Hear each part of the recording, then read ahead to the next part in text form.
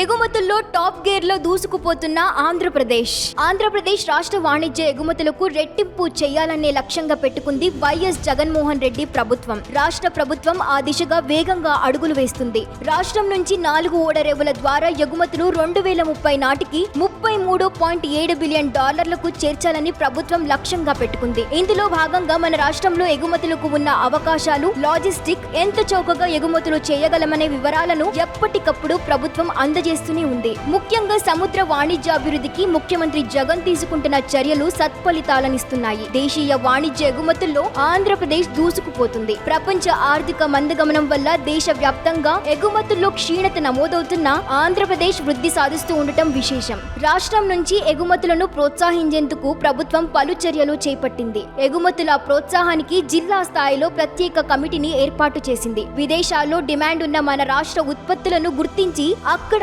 అవకాశాలను అందిపుచ్చుకునేలా చర్యలు తీసుకుంటుంది. రవాణా, ఇతర మౌలిక సౌకర్యాలు మెరుగుపరుస్తుంది. ఎగుమతుల కోసం దేశంలో ఎక్కడా లేని విధంగా 20,000 కోట్లతో 4 గ్రీన్ఫీల్డ్ పోర్టర్లు, 10 ఫిషింగ్ హార్బర్లను అభివృద్ధి చేస్తుంది. 2025 నాటికి 4 పోర్ట్లు అందుబాటులోకి రానున్నాయి. ఎగుమతుల ప్రోత్సాహానికి రాష్ట్ర ప్రభుత్వం తీసుకుంటున్న చర్యలను నీతి ఆయోగ్ కూడా ప్రశంసించింది. 2022 సంవత్సరానికి నీతి ఆయోగ్ ప్రకటించిన ఎగుమతి సన్నద్ధతి రాష్ట్రాల్లో రాష్ట్రం 59.27 పాయింట్లతో 8వ స్థానంలో రాష్ట్రం నిలిచింది. అంతకు ముందు 2 ఏళ్ల క్రితం 20వ స్థానంలో ఉండగా గత ఏడాదికి 12 స్థానాలు మెరుగుపరుచుకొని 8వ ర్యాంకులో చేరుకుంది. రాష్ట్ర ప్రభుత్వ సంస్కరణలు కల్పిస్తున్న మార్కెటింగ్ సౌకర్యాలు సత్ఫలితాలనిస్తున్నాయి.